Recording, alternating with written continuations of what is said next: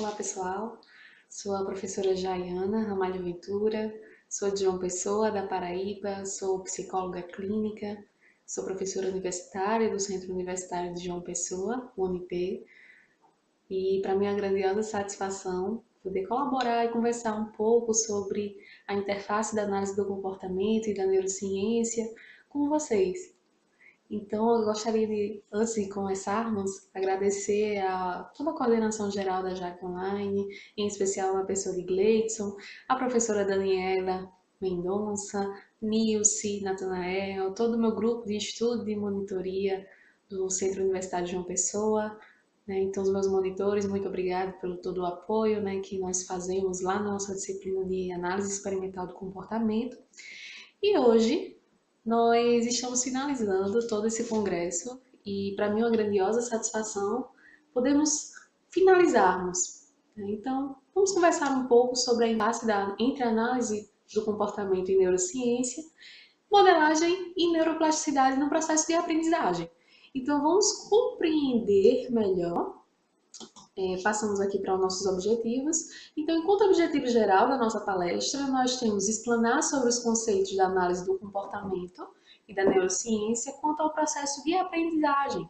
Especificamente, nós pretendemos o quê? Apresentar os conceitos básicos do condicionamento operante, especialmente do reforço e da modelagem, explanar sobre a neuroplasticidade e compreender como o indivíduo aprende por meio dos processos de modelagem e neuroplasticidade.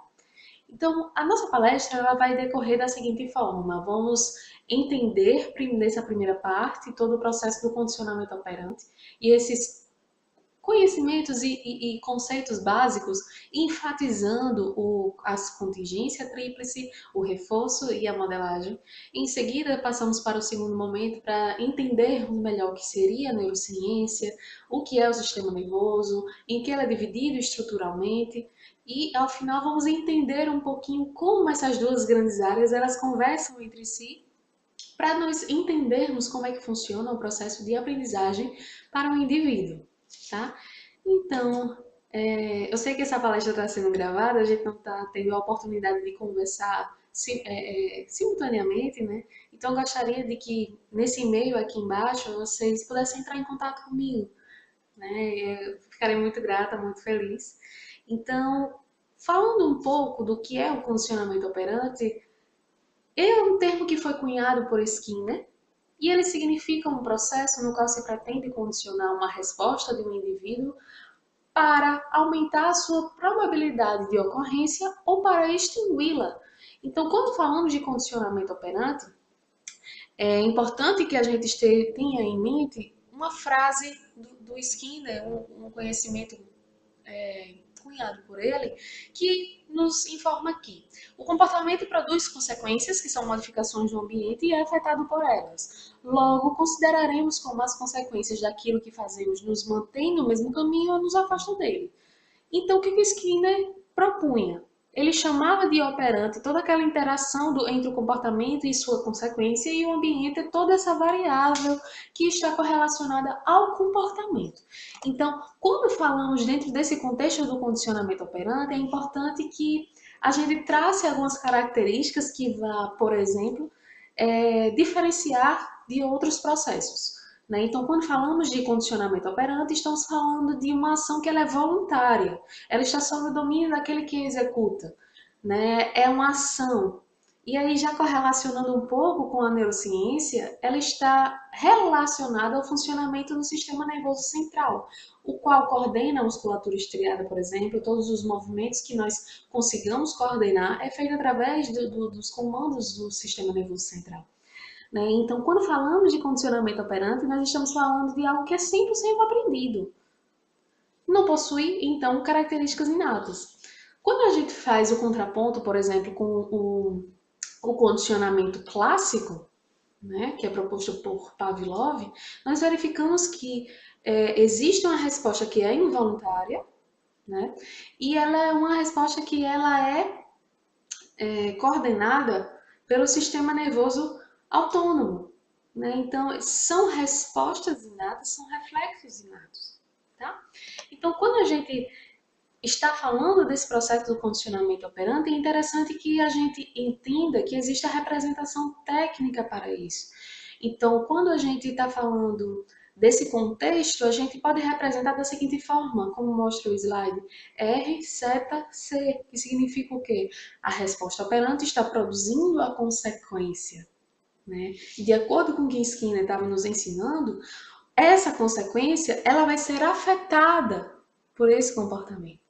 Né? Então, a resposta emitida pelo organismo produz uma alteração no ambiente, a consequência.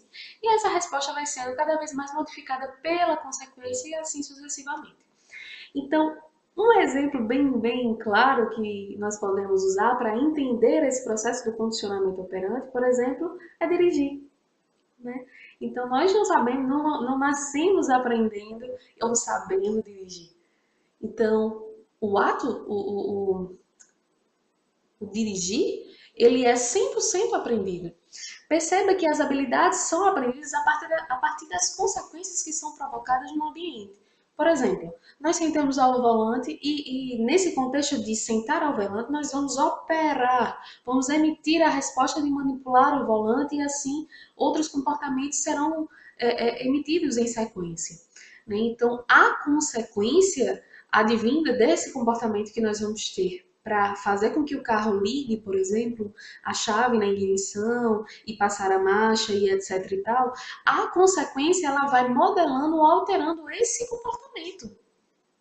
E, por exemplo, quando a gente está no processo no que a gente chama de meia embreagem, né? Então a embreagem ou acelerador, essa proporcionalidade, ela, se ela não ocorrer, ela vai haver, o carro vai parar, vai, como dizem, né? O carro vai morrer, o carro vai estancar. Então, essa consequência do carro parar vai modelar o meu próximo comportamento. Então, peraí, o que que eu fiz que fez com que o carro, por exemplo, ele não tivesse a consequência que eu gostaria, que é andar, ou ligar, ou não morrer, né?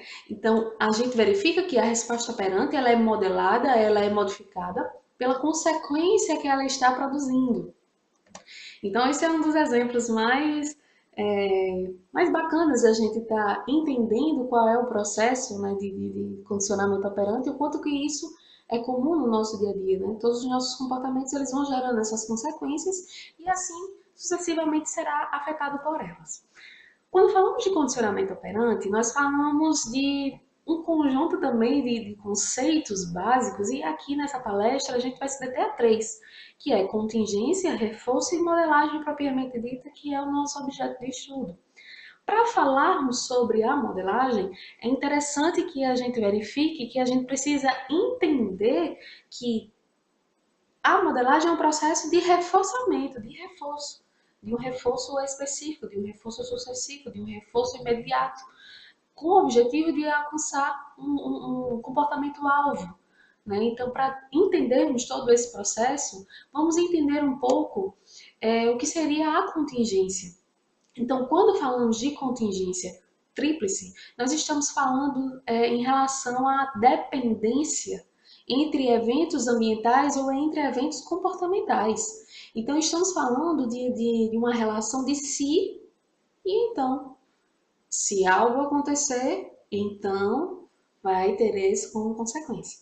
Né? Então, se o comportamento X ocorrer, então a consequência Y vai ocorrer também. Né? Então, nesse processo de se, então, esse se ele significa aquele aspecto do comportamento ou do ambiente. E o então é aquele evento ambiental consequente. São os resultados daquele comportamento que nós tivemos. Então, esse processo de contingência tríplice, ele envolve esses três elementos, né, dentro desse conceito, que é o evento antecedente, que é o contexto, a resposta e o evento consequente, que é a nossa consequência. Né? Então, para nós analisarmos um determinado comportamento, um determinado evento, é importante que a gente entenda que existem fatores do contexto, os fatores, os eventos antecedentes, e através daquela resposta, daquele comportamento, vão ser gerados consequências. Né? Então, para nós entendermos esse processo de reforço, esse processo que a gente vai entender daqui a pouco, é um reforçamento diferencial, é importante que a gente entenda que existe esse conceito primordial, básico, trivial, que é o da contingência tríplice, tá? Então vamos lá. Tem um exemplo que, inclusive, Moreira e Medeiros, né, no seu livro de Princípios Básicos de Análise do Comportamento, ele dá, que eu acho muito interessante, que é uma mãe dando um banho no bebê, e também temos o exemplo do rato do condicionamento operante em laboratório, né? Então, aproveitando da experiência que nós temos no biotério, no laboratório, é importante analisarmos, inclusive ontem a gente estava tendo essa aula, né? Um abraço para os meus alunos do Unip, que nós ficamos ontem até 10 e 15 da noite, né? Fazendo esse processo de condicionamento, inclusive na atividade de modelagem. E qual é o intuito, né? Qual é a função do comportamento do nosso sujeito experimental quando ele aperta uma barra ou quando nós fazemos esse processo de reforço utilizando como estímulo a água.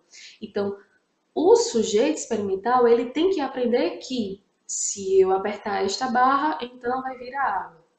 Né, que é essa imagem que a gente vê aqui do sujeito já com as patas dianteiras na barra.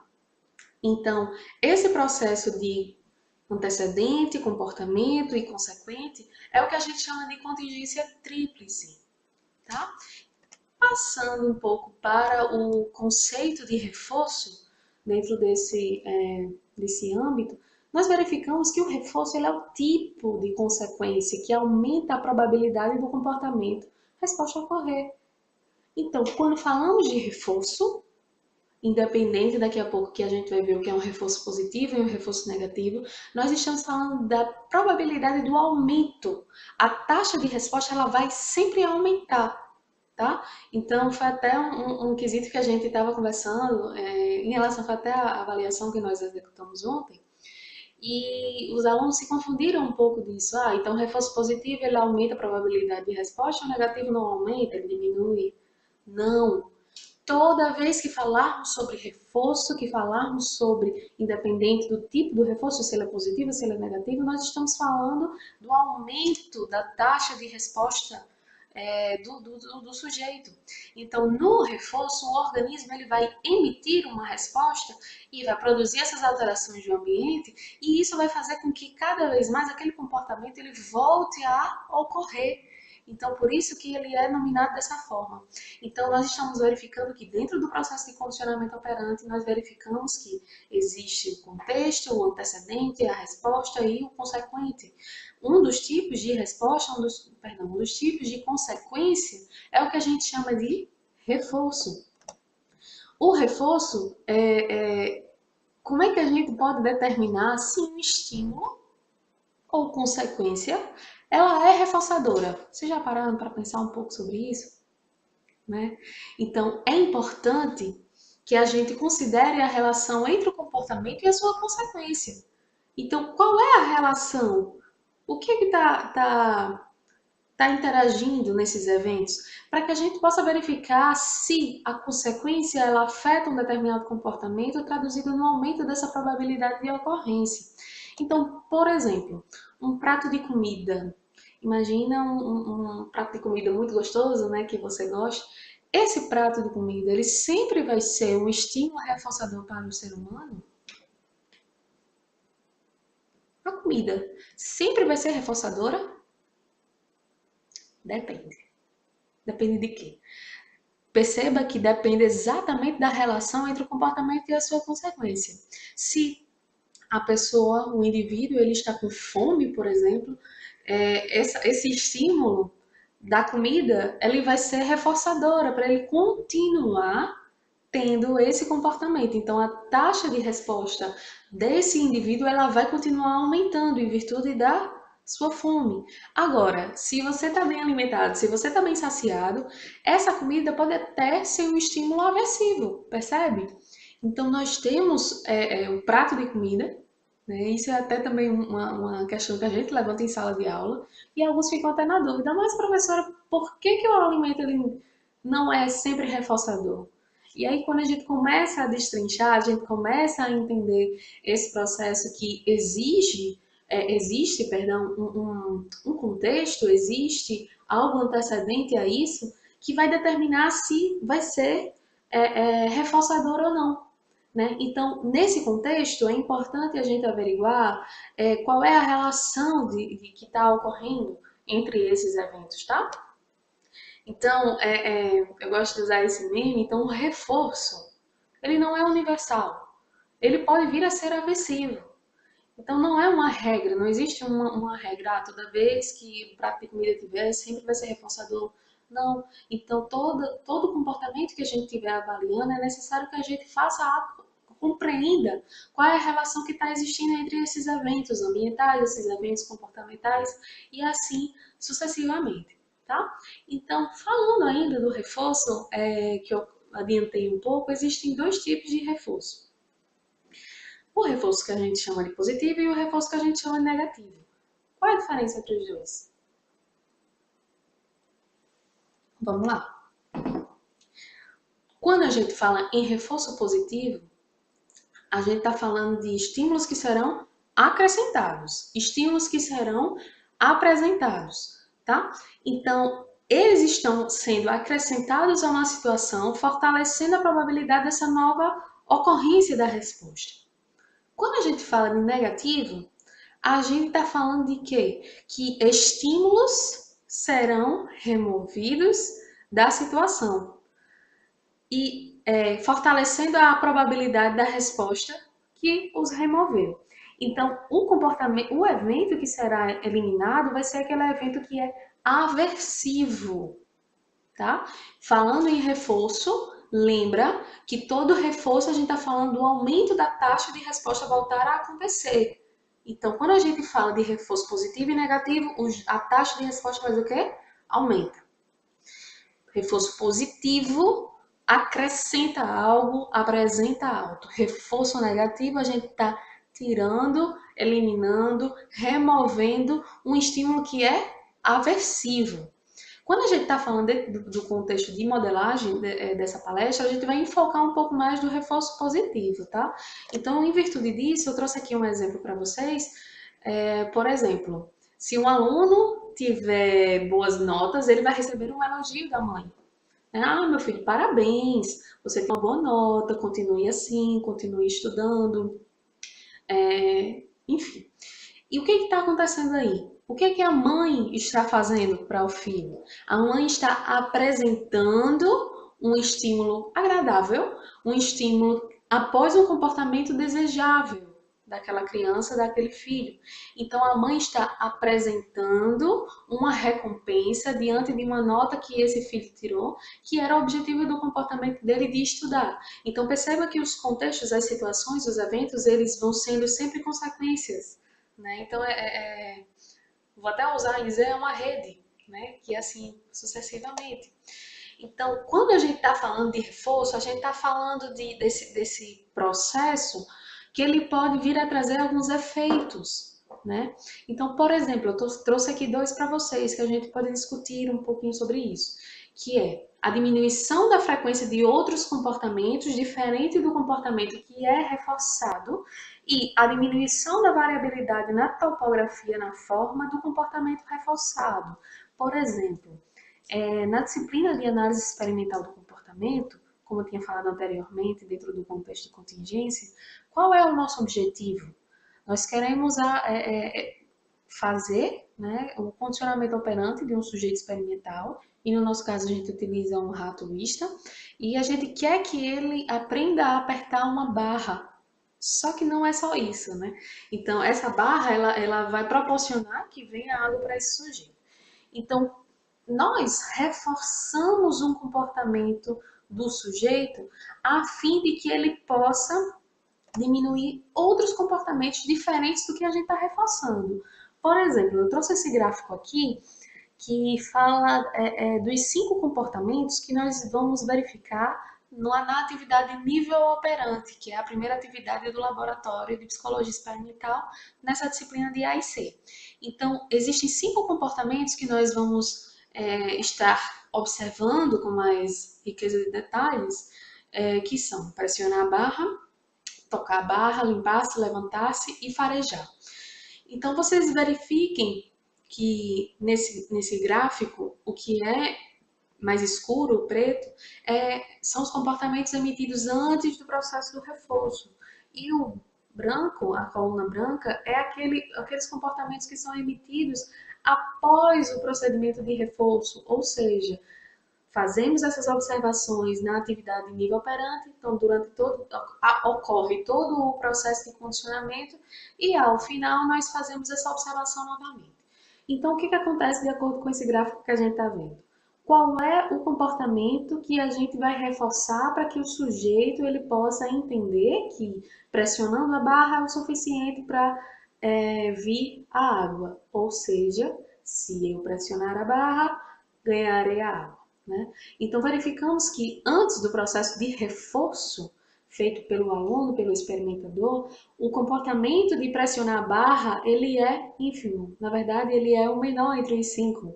Né? Então, quando estamos passando por esse processo do condicionamento, né, do reforço, nós verificamos que após o reforçamento, o comportamento de pressão à barra, ele aumenta dentre os outros. Perceba que antes do reforço, o comportamento que ele é mais constatado, que ele é mais emitido é qual? O de farejar, que é um comportamento natural do rato.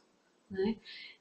O rato não nasce aprendendo a apertar a barra. Lembra daquele exemplo que a gente conversou agora há pouco em relação ao dirigir? A gente não nasce aprendendo a dirigir. Né? Perdão. A gente não nasce sabendo dirigir, a gente aprende.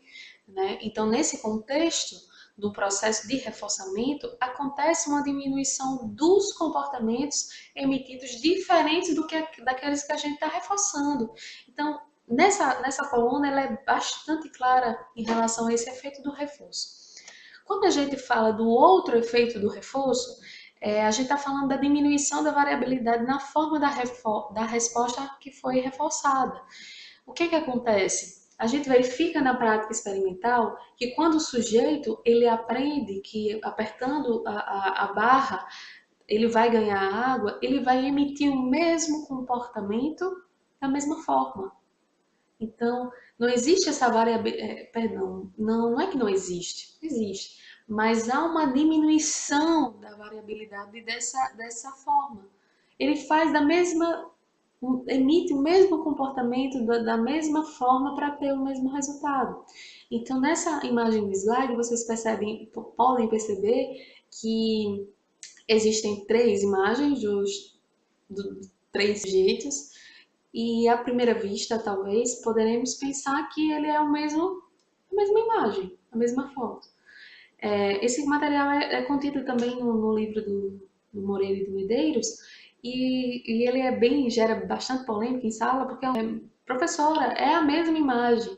E aí, quando a gente para analisar, realmente tem alguns detalhes da pata que dá para a gente diferenciar minimamente que são imagens diferentes. E aí, esse contexto é para a gente demonstrar que existe a diminuição da variabilidade dessa forma dessa resposta. O sujeito ele vai emitir o mesmo comportamento porque ele já aprendeu que daquela forma ele vai receber, vai ter a consequência desejada, que no caso do nosso sujeito é receber a água. Tá acompanhando legal vocês? Percebam que dentro desse contexto, podemos verificar que os efeitos do reforço ele é temporário. Né? Se a gente reforçasse, por exemplo, ao invés de pressionar a barra, se nós reforçássemos toda vez que ele levantasse, ele iria ganhar a água, a gente verificaria que não é o comportamento de pressionar, o comportamento de levantar. É o momento ou o estímulo de reforço que a gente está dando a determinado comportamento. Né? Então, os efeitos desse reforço, eles são considerados temporários. Aí eu pergunto para vocês, dentro desse contexto, como é que a gente faz com que um comportamento novo ele seja inserido dentro do repertório comportamental? Né? Então, a partir daí, a gente começa a entender, a entrar, na verdade, em outro contexto, em outro conceito básico do condicionamento operante, que é a modelagem. Então, quando a gente fala de modelagem, a gente está falando de um procedimento de reforçamento diferencial de aproximações sucessivas de um comportamento. Então, toda vez que nós almejarmos algo, no nosso caso, no laboratório, né? Queremos que o sujeito aprenda que existe uma barra e que nessa barra ele emitindo um determinado comportamento, ele vai ter uma consequência. Então, dentro desse contexto, a gente entende que nós inserimos um comportamento novo no repertório comportamental desse sujeito, que é pressionar a barra, né? Então, como é que a gente faz isso? Mais uma vez, falamos do conceito, do procedimento de modelagem. Então, é importante que a gente entenda que não é só um conjunto aleatório de reforço, mas é um reforço que ele é diferente, é um reforço que ele tem que ter aproximações sucessivas ao comportamento-alvo. No nosso caso, nós temos a pretensão de fazer com que um sujeito pressione a barra e até que ele entenda ou que emita comportamentos e as suas consequências vão modelando esse comportamento do sujeito experimental, a gente precisa ir reforçar comportamentos que são aproximados daquele comportamento final, que no caso é a da pressão à barra. Então, existem comportamentos como, por exemplo, farejar essa barra, tocar essa barra, e assim, o sujeito ele percebe que ele está desenvolvendo isso, quando ele emite um comportamento de mais força sobre essa barra, ele percebe que, além de existir um barulho, né, que também reforça isso, ele vai receber a água.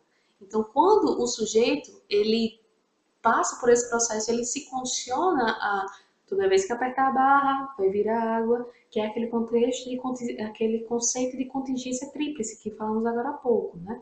Então perceba que durante esse processo de modelagem nós estávamos querendo que ele alcançasse o objetivo X. Então, para alcançar o objetivo X, ele teria que percorrer um caminho, ou seja, emitir comportamentos específicos para alcançar aquele nosso objetivo final. Então, esse reforçamento diferencial, ele consiste nesse reforço de algumas respostas que obedecem a algum critério, e não em reforçar respostas similares. O que acontece muito no laboratório de psicologia experimental, na nossa disciplina mesmo, é que o aluno que não tem um olhar atento, que não observa de maneira adequada aquele comportamento e começa a reforçar de maneira aleatória ou intermitentemente, enfim, o sujeito ele não consegue desempenhar, não consegue inserir no repertório comportamental dele aquele comportamento de pressionar a barra, porque existe uma confusão de toda vez que ele estiver emitindo um comportamento, por exemplo, de farejar, ele também vai receber a água. Então, é por isso que é importante que a gente reforce essas respostas que sejam exatamente sucessivas ao comportamento-alvo, que nesse caso a gente está falando de pressionar a barra. Existe um elemento, uma característica muito importante no processo de modelagem, que a gente fala da imediaticidade do reforço. Quanto mais próximo temporalmente da resposta o reforço estiver, mais eficaz ele vai ser, né? Então, no nosso caso, o sujeito emitiu o comportamento, emitiu a resposta, a gente já reforça. O que acontece também muito lá no laboratório, quando o aluno não está atento de demorar a realizar o reforço, e nesse processo da demora, o sujeito ele já emite um outro comportamento, e nesse momento que ele está emitindo outro comportamento que não é o que a gente está modelando, ele recebe o reforço. Então perceba que existe aí um erro dentro do processo, né, que vai comprometer o final. Então eu trouxe aqui um slide de exemplo de como a modelagem, por exemplo, funciona com o ser humano, né? Além daquele que a gente estava conversando no processo de dirigir. Toda vez que nós percebemos que o carro está estancando, que o carro está morrendo, a gente vai ajustando o nosso comportamento de forma diferenciada para alcançar o objetivo final, que é o dirigir. Então, eu trouxe para vocês aqui a questão da linguagem, né?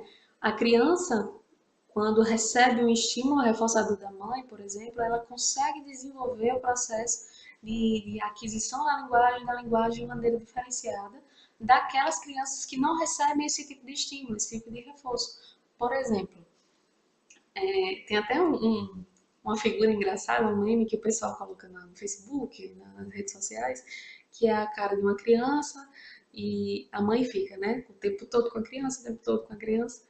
E aí no final do meme fala, mas ela fala papai. Mas enfim, só para descontrair, né?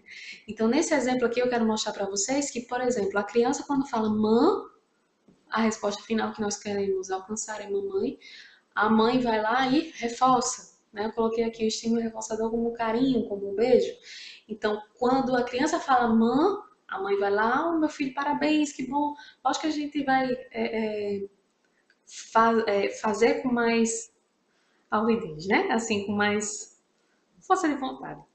Então, muito bem, meu filho, fala, mamãe, fala, mamãe. Então, nesse processo, a criança vai entendendo que, opa, quando eu falei mãe, eu recebi um carinho. Então, peraí, né? Então, de maneira bem senso comum, né?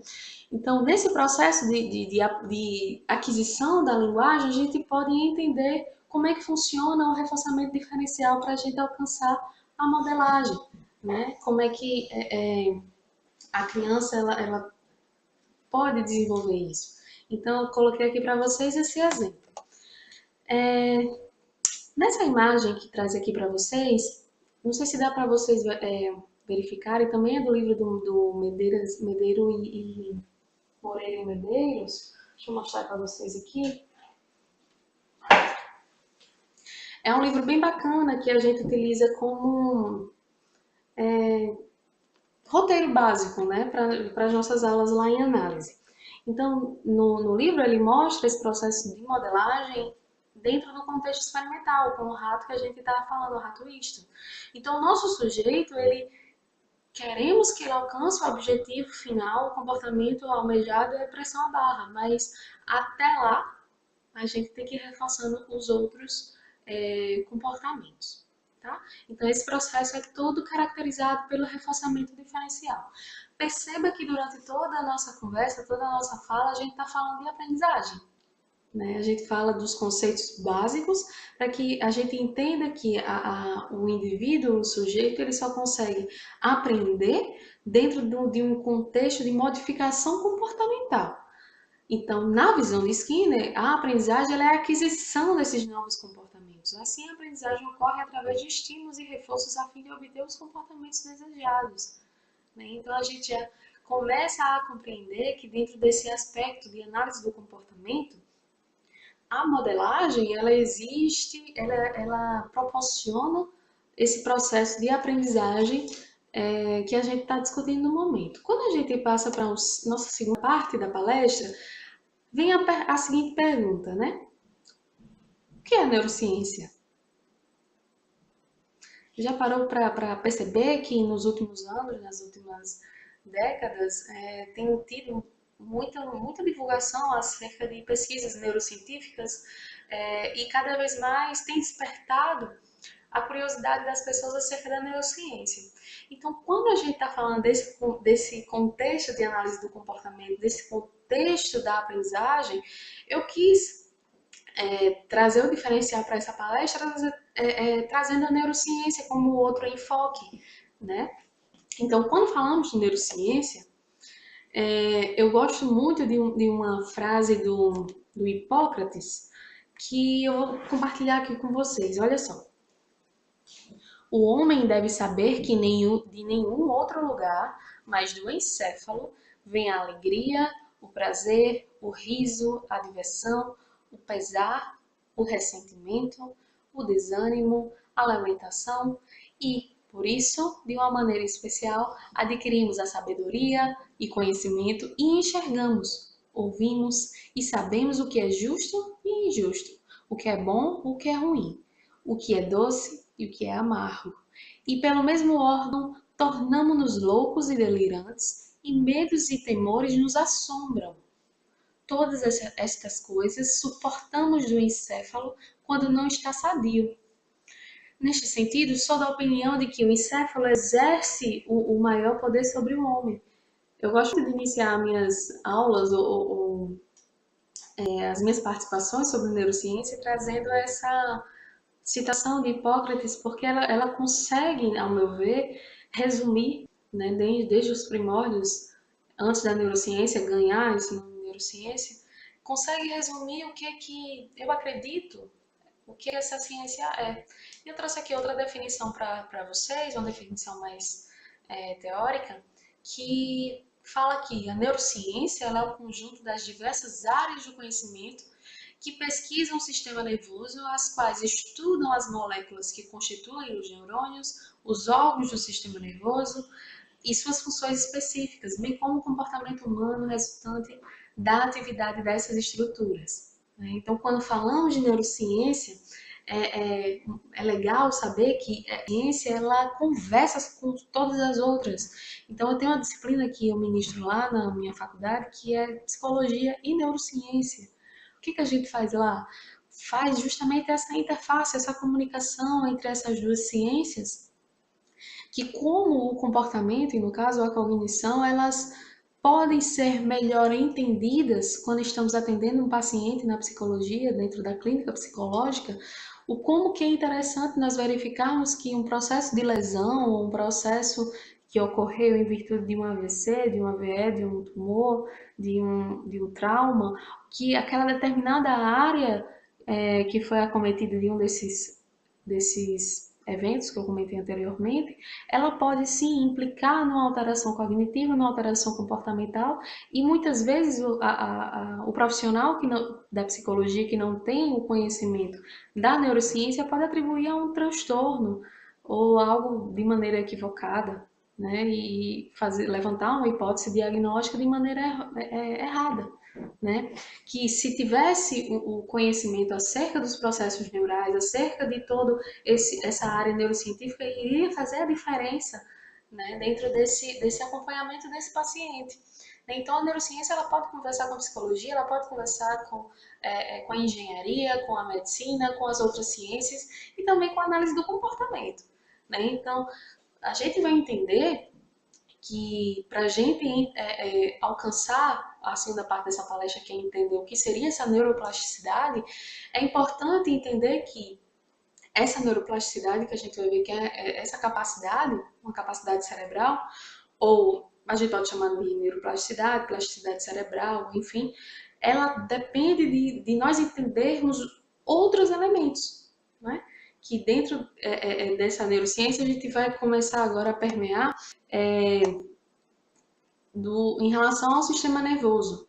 Né? Então, quando falamos do sistema nervoso, nós estamos falando de um sistema integrativo que funciona globalmente mediante a cooperação e a interação entre seus diferentes elementos e que, resultado desse funcionamento complexo e dinâmico, por exemplo, nós temos o conjunto de funções neuropsicológicas que somos capazes, né? E dentre outras características também. Então, quando a gente fala de sistema nervoso, estruturalmente nós podemos compreender e dividir em sistema nervoso central e sistema nervoso periférico. Lembra no início da nossa conversa hoje, da nossa palestra, a gente falou que o condicionamento operante ele é linkado, ele pode ser aprendido e aí ele pode ser correlacionado com o sistema nervoso central, né? Então, dentro dessa perspectiva, a gente vai enfocar mais no sistema nervoso central. Eu trouxe esse GIF aqui para vocês, que é todo o nosso sistema nervoso. Então, tem o sistema nervoso central e o sistema nervoso periférico. Quando a gente fala do sistema nervoso central, a gente está falando de duas grandes estruturas, que é o nosso encéfalo e a medula. Né? Se a gente passar, adiantar um pouquinho o slide, a gente verifica que o encéfalo e a medula, né, eles estão correlacionados e a partir da medula que surgem os nervos, né, que aí a gente está falando do outro tipo de sistema nervoso, que nós não vamos enfocar. Então, quando a gente fala do sistema nervoso central, é importante também a gente entender que o encéfalo ele tem outras três subdivisões principais, que é o cérebro, o cerebelo e o tronco encefálico. Muitas pessoas do senso comum até algumas reportagens de maneira equivocada, elas mostram o encéfalo como equivalente ao cérebro, e não é. Né? Então, quando a gente está falando do encéfalo, a gente está falando dessas três grandes estruturas. Tá? Então, quando a gente fala do cérebro, a gente também está falando a gente pode dividir e verificar que existe o telencéfalo e o diencéfalo.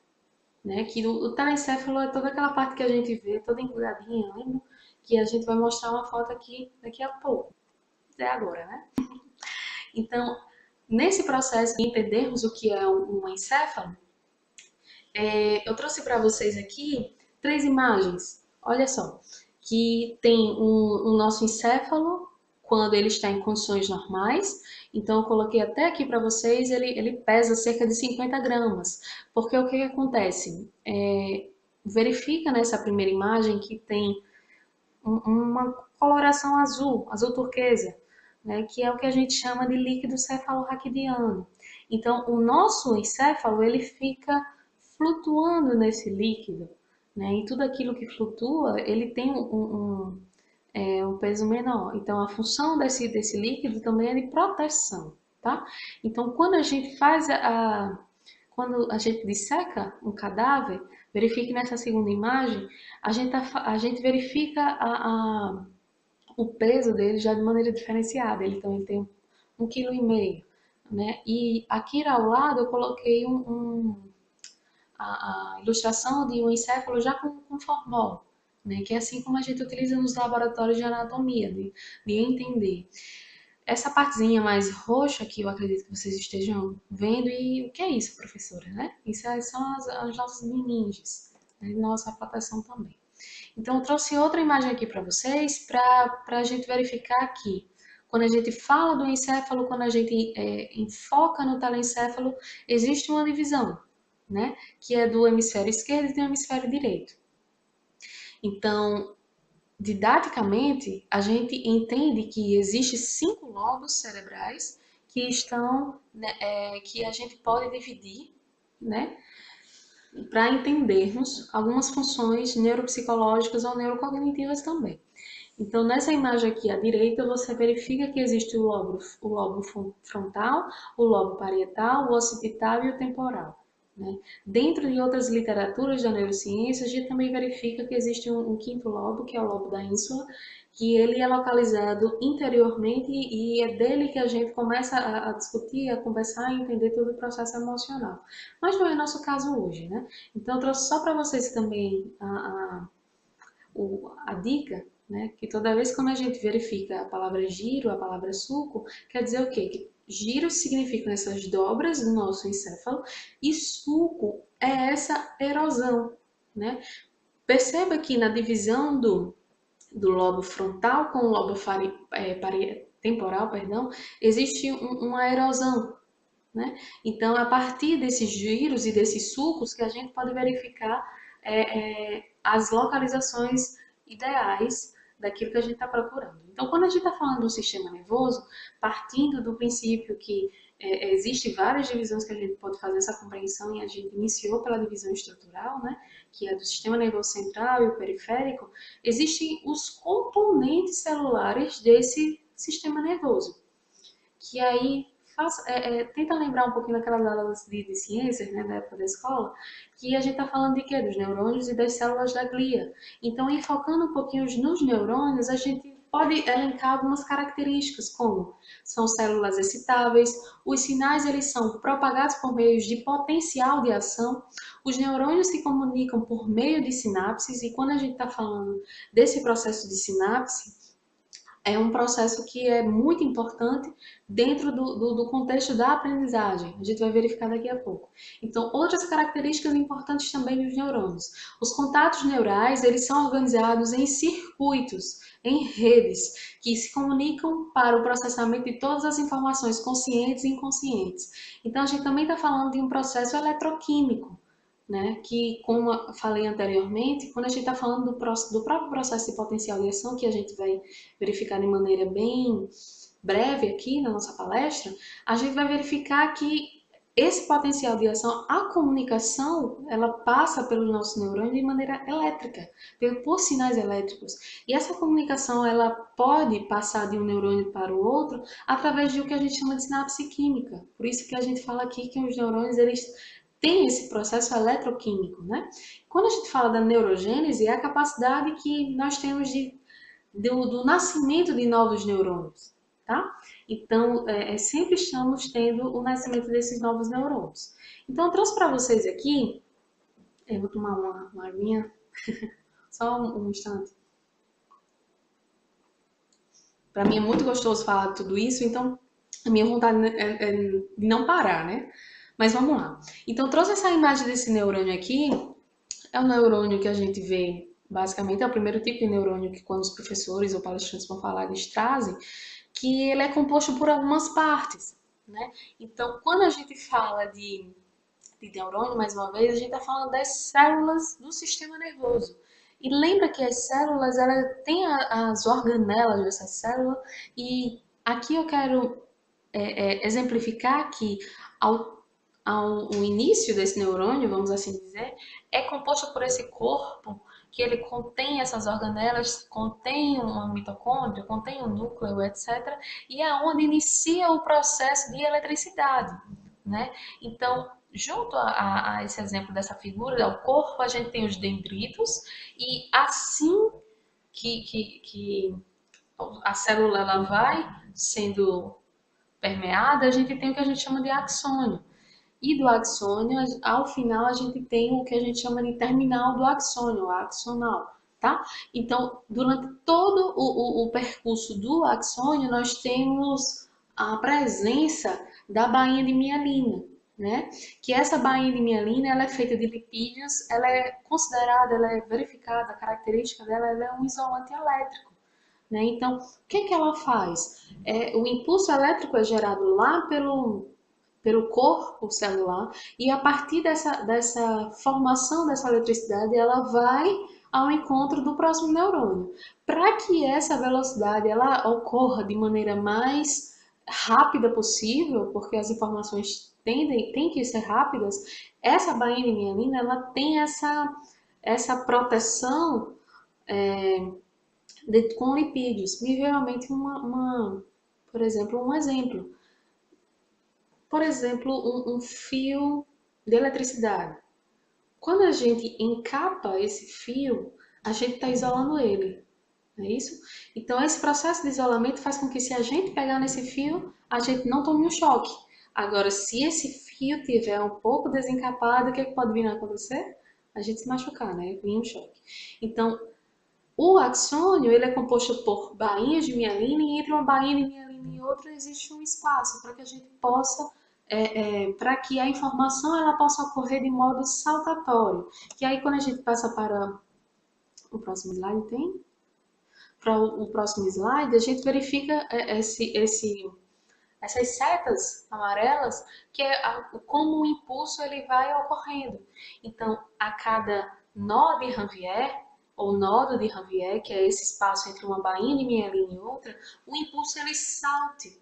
Então, nesse processo do impulso ir saltando, ele vai chegar cada vez mais rápido ao final, e assim ele vai a informação ela vai ser transmitida para o outro neurônio de maneira mais rápida e eficaz, né? Então, a cada chegada do impulso nervoso no nódo de Ranvier, o que acontece? Existe uma regeneração do potencial de ação que, através dessa reabertura dos canais de sódio e pelo fluxo dos íons, através dos canais, e aí acontece todo esse processo que existe esse processo dos íons, e assim, ao final, ele chega lá no terminal do axônio, tá? Então, o impulso nervoso, ele faz todo esse processo, e tudo isso que a gente acabou de conversar agora, a gente está falando do potencial de ação.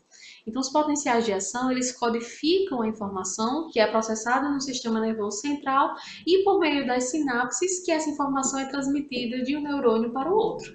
Existe a sinapse, como a gente estava falando, ela é essa permissão, essa comunicação entre um neurônio e outro neurônio, né? Então, existem basicamente dois tipos de sinapses, que são as elétricas e as químicas. As químicas são aquelas que ocorrem com os neurotransmissores, né, que a gente conversou agora há pouco, que o neurônio, a informação, ela é constituída por sinais elétricos, e através dos sinais elétricos, ao final, ela se transforma em química, né? Então, de um neurônio para outro neurônio, existe essa comunicação através de neurotransmissores que, há essa liberação entre a fenda sináptica e outra. É como se fosse assim, ó, um botão sináptico, um botão axional de um neurônio com o outro, o receptor, não se tocam, tá vendo? Então, entre esse espaço e outro dos neurônios é o que a gente chama de fenda sináptica, que é nesse espaço que os neurotransmissores serão liberados, tá? Então, existe outra forma também da sinapse elétrica, por exemplo, que há esse contato e assim a conexão, a informação ela vai passando de maneira tocante, vamos usar esse termo, tá? Então, quando a gente está falando de sinapse, é importante que a gente já entenda que esse processo ele é possível porque o sistema nervoso ele se modifica, né, durante toda a vida. Então, todo o processo de desenvolvimento humano ele é permeado pela modificação, pela possibilidade de modificação do nosso sistema nervoso. Só que existem dois grandes momentos dentro desse processo de desenvolvimento humano, que é o nascimento e a adolescência, né, que ocorrem mais essas modificações. No nascimento, existe esse ajuste quanto ao número de neurônios que serão realmente utilizados nos circuitos e a execução das diversas funções neurais. E quando a gente está falando lá da adolescência, é o período de grande rearranjo, né? Havendo um aceleramento no processo de eliminação das sinapses, tá? Que é o que a gente chama de desbastamento sináptico. Então, dentro desses processos de entendimento que o sistema nervoso ele modifica, a gente entende que existe essa característica marcante do sistema nervoso que a gente vai chamar de plasticidade neural ou neuroplasticidade. Então, o que a gente está falando dentro desse contexto? Conceitualmente, a plasticidade neural ela é essa capacidade de fazer e desfazer as ligações entre os neurônios, como consequência das interações constantes com o ambiente externo e interno do corpo. Então, para a gente entender todo esse processo da plasticidade, dessa capacidade que nós temos inata no nosso sistema nervoso, por isso que a gente teve que entender um pouquinho como é que funciona essa questão dos conceitos dos neurônios e como eles se comunicam. Então, é interessante, né, todo esse processo neurobiológico, neuroquímico que ocorre em virtude dessa capacidade que nós temos de aprender. Simples assim. Eu ia falar uma frase bem grande, mas é isso. Essa capacidade que a gente tem de aprender. De você estar aqui comigo nesse momento e eu estar aprendendo com toda fala, todo comportamento verbal que eu estou emitindo, que eu estou me escutando, e aí eu vou rearranjando as frases, rearranjando as palavras, e você está aí do outro lado entendendo, poxa, a professora teve uma sacada, é isso mesmo. Aí junta, por exemplo, com algo que você já aprendeu anteriormente. Então, quando a gente fala dessa plasticidade neural, a gente tem que entender que ela ocorre ao longo de toda a vida, como a gente falou anteriormente, né? Só que aí, como falou uma professora minha, ela é bem engraçada, ela falou assim, depois dos 20 anos é queda livre. Não é? Enfim, né? Tem algumas pesquisas que mostram que sim, outras que não. Mas é importante a gente entender que essa plasticidade ela pode vir a diminuir ao passar dos anos, exigindo mais tempo para ocorrer e demandando um esforço maior para que o aprendizado ocorra de fato. Por exemplo, por que que uma criança, quando ela inicia seus estudos de outros idiomas com 4 ou 5 anos de idade, ela consegue ter um desenvolvimento, uma aprendizagem muito mais rápida, muito mais acelerada do que uma pessoa que tem 35 anos, 40 anos vai iniciar esses estudos, entendem? Então, nesse processo da neuroplasticidade, a aprendizagem vai ocorrer nos dois casos. Vai ocorrer nessa criança de 4 ou 5 anos e vai ocorrer nesse adulto.